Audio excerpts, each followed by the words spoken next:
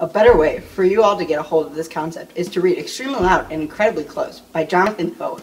In this book, there's a relatable 9-year-old boy named Oscar who lost his dad in 9/11. Oscar's having trouble with coping with the loss of his father. An attractive part of the novel, especially to young people like you guys, is the spread of illustration throughout that strengthens the overall meaning of the book. Many of these illustrations are of trains, buildings, and animals. But a common picture and motif throughout the book is keys and locks or doorknobs. Oscar was obsessed with a single key that he had found in his father's closet after his death. He went on a journey to find the mysterious black that the key belonged to. Doorknobs were something that Oscar's grandfather were obsessed with.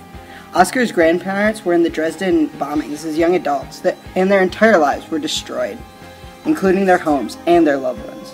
When Oscar's grandfather lived in New York City, he took pictures of everything in his apartment as insurance. Every little thing, even the seemingly unimportant doorknob.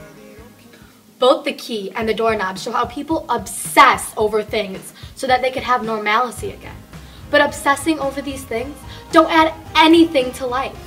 By reading this book, all of you will be able to understand how it can even add to the destruction of your life. Oscar describes himself as countless things, but the one thing Oscar fails to describe himself as is an inquirer. Oscar's preferred question is, what if blank?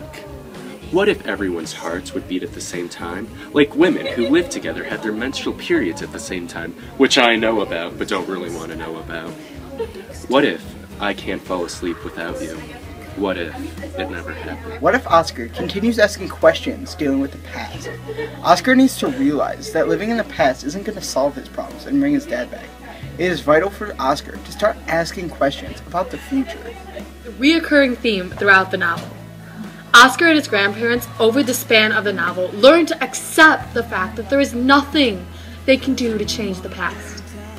By the end of the novel, they realize that they, themselves, are the only ones that can change their future.